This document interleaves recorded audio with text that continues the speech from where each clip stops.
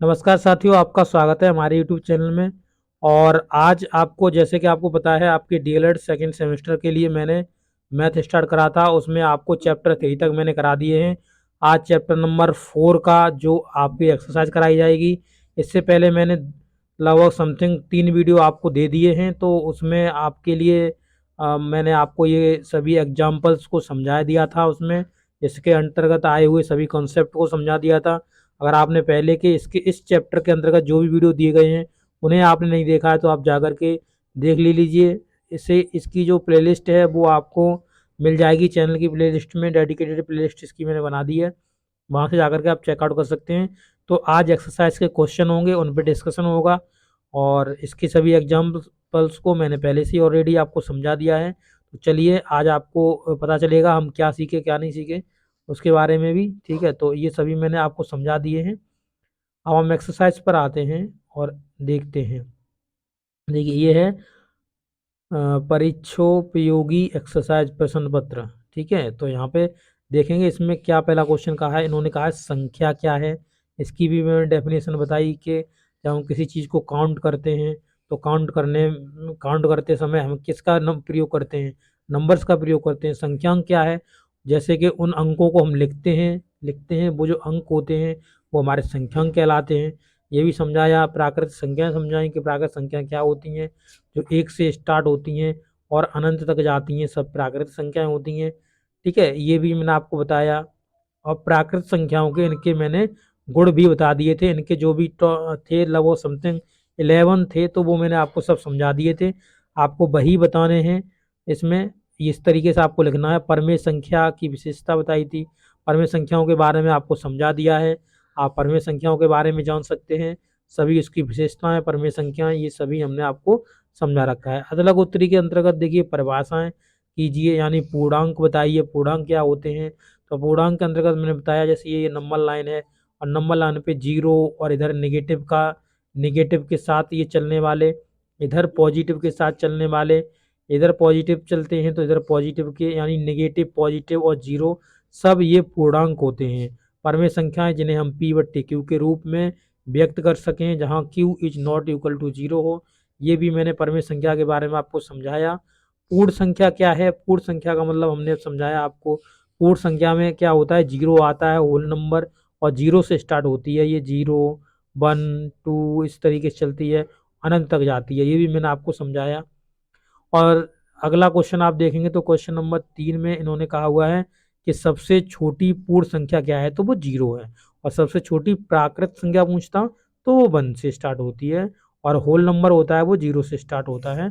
ये चीज़ आपको याद रखनी है। और ये सब मैंने आपको पहले से भी डिस्कस करा रखा है। अब इसके बहुविकल्पी क्वेश्चन देखिए। बहुविकल्पी क्वेश्चन के अंतर्गत पहला ही क्वेश्चन दिया गया है कि एक क्या है। पहला कहा है कि ये भाज्य संख्या है, दूसरा कहा है अभाज्य संख्या है, फिर तीसरा ऑप्शन बोला है कि ना अभाज्य ना भाज्य और इनमें से कोई नहीं। इस तरीके से आपके ऑप्शन दिए गए हैं, ये सब आप देख सकते हैं।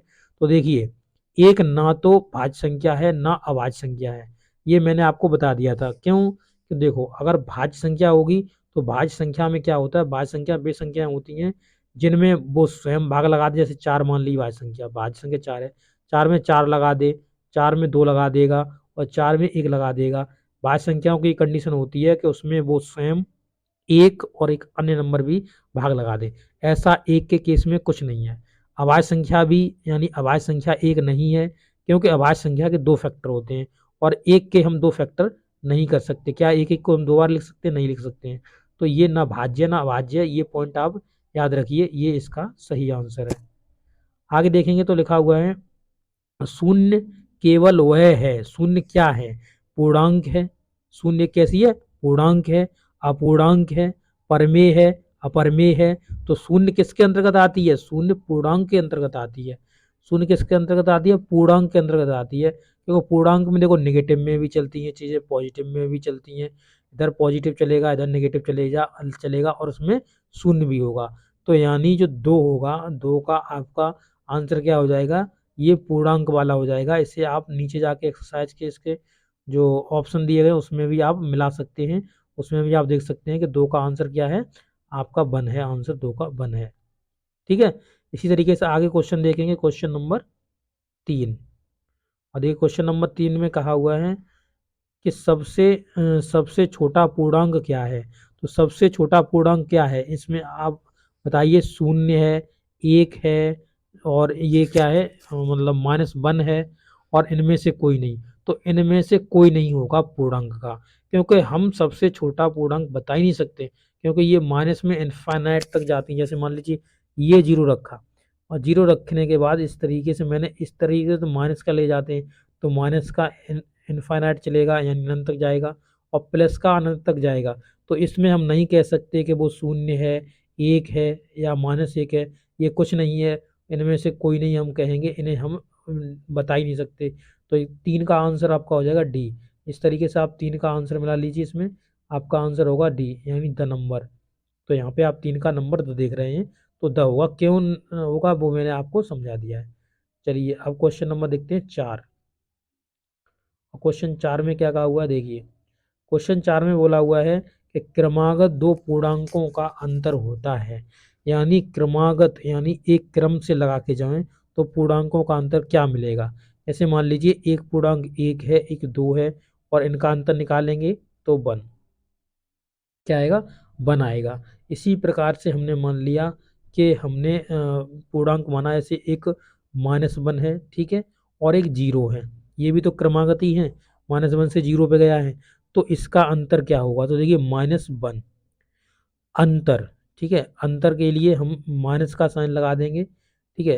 अंतर क्या करेंगे, हम माइनस का साइन लगा देंगे इस तरीके से। जैसे मान लीजिए अंतर निकालना है, तो जैसे 0 निकाला, ठीक है। अब अंतर माइनस का साइन लगाया, फिर माइनस का 1 लिखा। तो जब माइनस का 1 लिखा तो कितना जाएगा आपका, ये 1 बचेगा, क्योंकि माइनस माइनस प्लस हो जाएगा, तो ये प्लस का 1 बचेगा। इसी प्रकार से मान लीजिए कि मैंने एक नंबर माना -2 और -3, ठीक है। -2 -3 एक नंबर माना, और इसका मैंने अंतर निकाला। यानी हम निकालेंगे किस तरीके से, तो -2 से, और हम -3 घटा देंगे, तो माइनस माइनस क्या हो जाएगा, प्लस हो जाएगा। प्लस हो जाएगा तो -2 +3, तो बराबर में किसका बचेगा, प्लस का 1 बचेगा। इसी प्रकार से हम और भी एग्जांपल्स ले सकते हैं समझने के लिए से, जैसे ये 5 लिया, ये 6 ले लिया, इन दोनों का अंतर निकालेंगे तो 6 - 5 बराबर में कितना बचेगा, 1। तो हमेशा इनका क्या आंसर आना चाहिए, इनका आंसर आना चाहिए 1। ये 1 नंबर ब, अरे कहाँ चले गए मैं, नंबर 4 में हम लोग, ब, ये आपका आंसर हो जाएगा नंबर 4 का ब आंसर। तो ये देखिए, चलिए चलते हैं, नंबर 4 में ब दे रहा है कि नहीं दे रहा है आंसर। नंबर 4 में ब आंसर देखिए, ठीक है, ये आंसर नंबर 4 में ब दे दिया है, और यही आंसर आपका सही भी है, जो कि मैंने आपको बता रखा है। चलिए अब क्वेश्चन नंबर 5 देखते हैं। तो क्वेश्चन नंबर 5 पे आ जाते हैं। क्वेश्चन नंबर 5 ये लिखा हुआ है, क्वेश्चन नंबर 5। देखिए क्वेश्चन नंबर 5। क्वेश्चन नंबर 5 में कहा हुआ है किसी पूर्ण संख्या में शून्य घटाने पर प्राप्त होता है। तो ऐसे मान लीजिए पूर्ण संख्या 1 है, 1 में से 0 घटाया तो 1 मिलेगा। फिर हमने क्या करा, 2 में से 0 घटाया तो हमें 2 मिलेगा।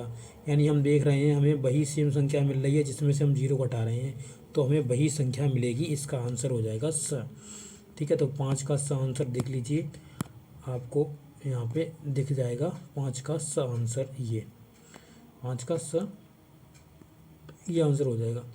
इसके बाद आप क्वेश्चन नंबर 6 देखेंगे, और क्वेश्चन नंबर 6 में क्या कहा हुआ है, देखिए क्वेश्चन नंबर 6 कह रहा है, कहा हुआ है प्राकृतिक संख्या क्या है। तो प्राकृतिक संख्या के बारे में हम जानेंगे।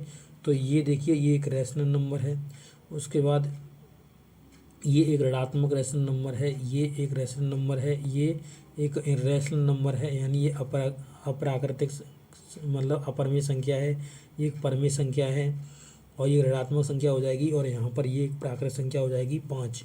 तो 6 का नंबर हो जाएगा अ, 6 का अ हो जाएगा। यहाँ पे आप देख सकते हैं 6 का अ हो जाएगा।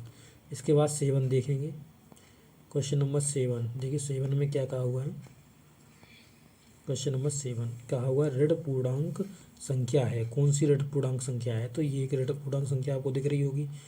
ये तो एक अपरिमेय संख्या, अपरिमेय ऋण पूर्णांक, ये यहाँ पे पूर्ण संख्या हो जाएगी। ये ऋण एक ये रेशनल नंबर हो जाएगा। तो ये 7 का ब आंसर हो जाएगा। इसका चेक कर लें, 7 का ब आंसर हो जाएगा आपका। देखिए यहाँ पे दिख रहा होगा आपको। क्वेश्चन नंबर 8 देखते हैं अब।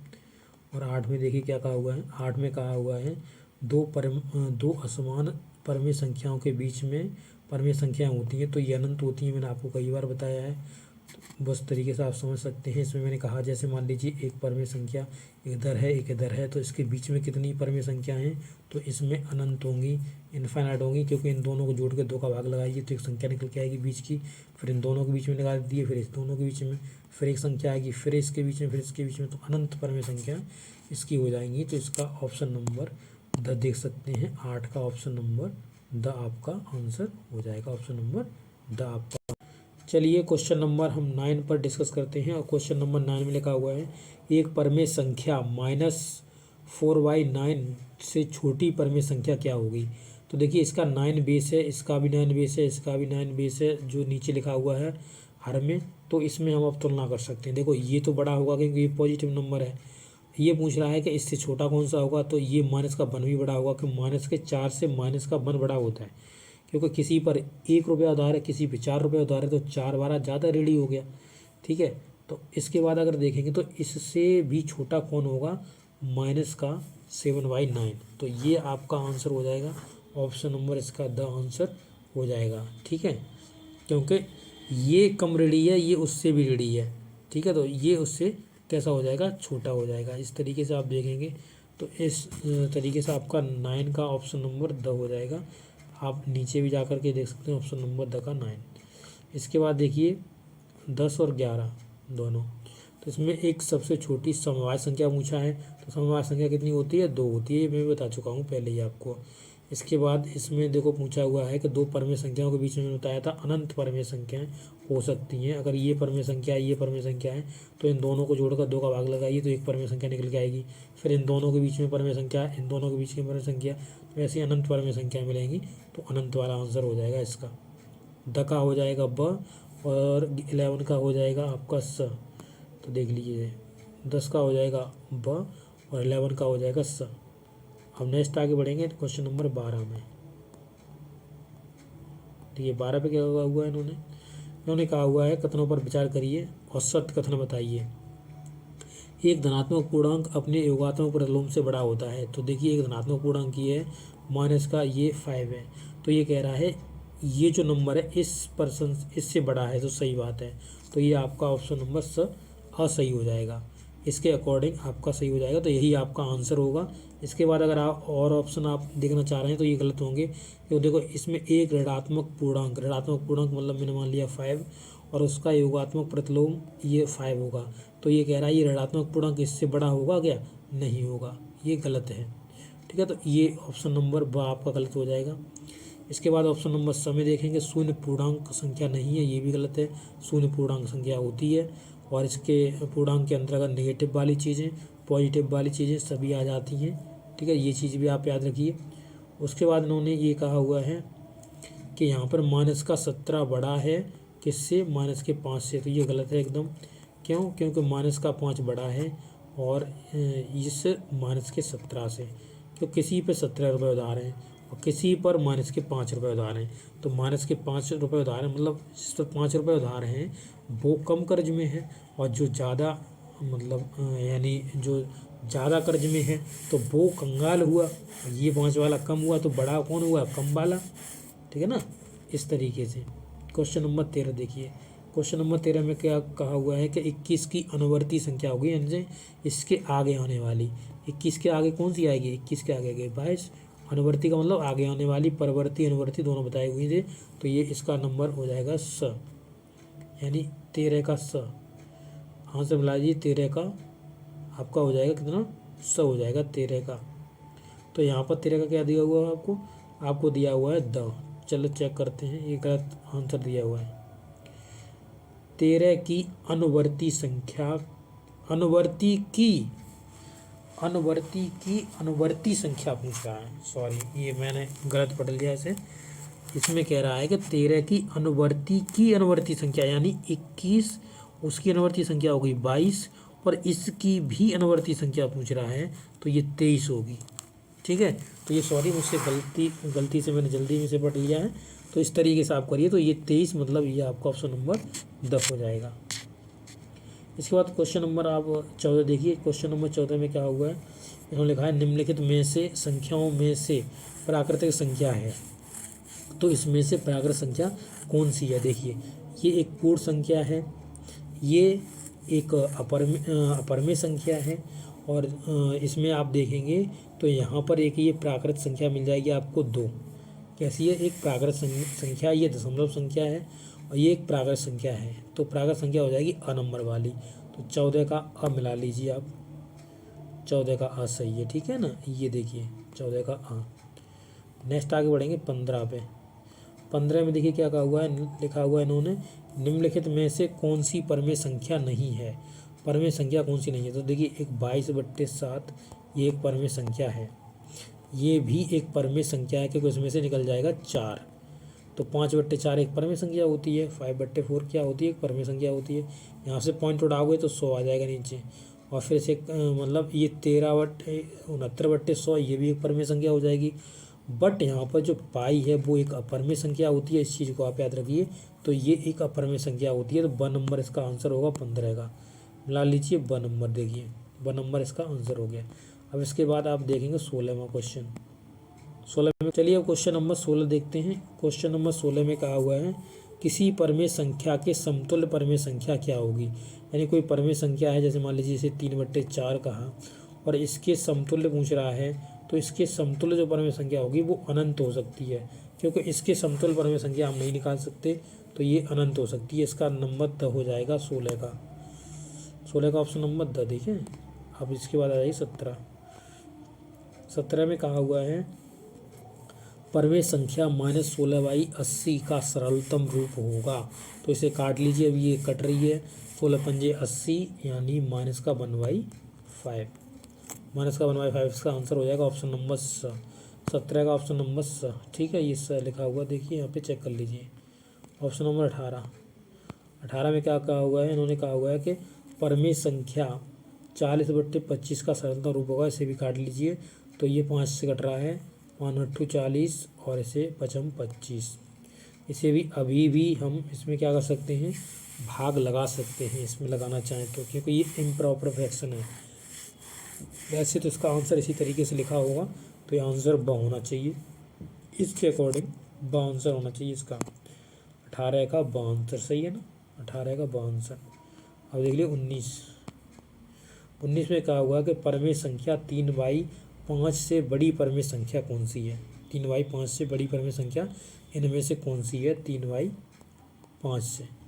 अब इसके सब में बेस में 10 है तो 10 बना लेते हैं, इसे 2 का गुणा नीचे तो ऊपर भी 2 का गुणा कर दे रहे हैं, तो ये कितना हो जाएगा 6/10। अब देख लीजिए इससे बड़ी परमेय संख्या कौन सी है, तो 4 ये वाली होगी नहीं, ये वाली होगी नहीं, ठीक है, ये वाली होगी नहीं, तो ये वाली होगी, क्योंकि 7/10 तो ये आपकी होगी, जो ऊपर के अंश से ही हम इनको कंपेयर कर सकते हैं। तो ये 19 का हो जाएगा द नंबर, 19 का नंबर द, इस तरीके से आप देख सकते हैं। उसके बाद आ जाइए 20 पर। 20 में कहा हुआ है कि परमेय संख्या 4/9 से छोटी परमेय संख्या क्या है। तो इसका जो बेस देखिए 18 बेस, 18 बेस और 18 बेस, एक का 27 बेस इसने बनाया हुआ, तो हम 18 बना लेते हैं, क्योंकि 3 तो एलिमिनेट हो ही जाएगा इससे। 2 का गुणा कर देते हैं, तो जब ऊपर 2 का गुणा करेंगे 4 8 में बदल जाएगा, नीचे करेंगे तो ये 18 में बदल जाएगा। इससे सब छोटी परमेय संख्या पूछ रहा है, तो देखिए माइनस में तो ऑलरेडी छोटी होती है संख्या, और ये जो है ये इससे बड़ी है, तो इसे तो हम कंसीडर कर नहीं सकते। क्या नहीं कर सकते, इसे हम कंसीडर कर नहीं सकते, ये तो छोटी है, मतलब बड़ी है ये तो ये तो हमारे लिए नहीं है, तो इसे तो हम कर नहीं सकते। इसके बाद ये मतलब 12/27 है, ठीक है, और यहाँ पर जो लिखी हुई है 11/18, तो ये भी इससे बड़ी है, ये दोनों बड़ी हैं, ये भी बड़ी होगी, ठीक है ना। इसे 3 से काट के देख लीजिए, 3 चौके 12 और 3 निम्न 27, यानी इसे भी हम जो कन्वर्ट करेंगे तो ये सेम टू सेम संख्या हमें प्राप्त हो जाएगी। तो यहाँ पर जो कम होगी वो होगी -11/18। 20 का देख लीजिए ऑप्शन नंबर अ होना चाहिए, ठीक है, तो ऑप्शन नंबर अ। इसके बाद देख लीजिए 20 के बाद 21/-5 से बड़ी परमेय संख्या होगी, तो -0/5। देखिए ये माइनस वाली तो हो नहीं सकती, ये भी माइनस वाली नहीं होगी, ये भी नहीं होगी और ये भी नहीं होगी, कौन सी होगी, इसमें माइनस से माइनस कट जाएगा तो ये प्लस वाली हो जाएगी 2/7। तो यही आपका आंसर होगा इसका। चलिए देखते हैं इसका आंसर 21 का। 21 का बहुत सही है ना। अब जाएगी 22। 22 में क्या कहा हुआ है, देखिए 22 निम्नलिखित में से कौन सी परमेय संख्या नहीं है। ये एक परमेय संख्या है, पाई नहीं है, पाई एक अपरमेय संख्या होती है, ये हमने आपको बता दिया पहले ही। ठीक है, तो जैसे टाइए ऑप्शन नंबर हो जाएगा इसका 22 का सर। ठीक है, और जो लास्ट वाला आंसर है इसमें देखिए माइनस का 1 और 1 के बीच कितनी परमेय संख्या हो सकती हैं, तो अनंत हो सकती हैं। इसका सा लगा दीजिए, अनंत हो सकती हैं। ठीक है, इस तरीके से ये एक्सरसाइज आपकी पूरी ख़त्म हो गई 4 वाली। और अब आपकी एक्सरसाइज मतलब आपका जो टॉपिक चलेगा वो 5वां टॉपिक चलेगा, तो उसके लिए तैयार रहिए। वीडियो अच्छा लगा अपने दोस्तों के साथ शेयर कर दीजिए, लाइक कर दीजिए और बेल आइकन को दबा दीजिए अगर आप पहली बार चैनल पर आए हैं तो। Thank you for watching this video. Have a nice day.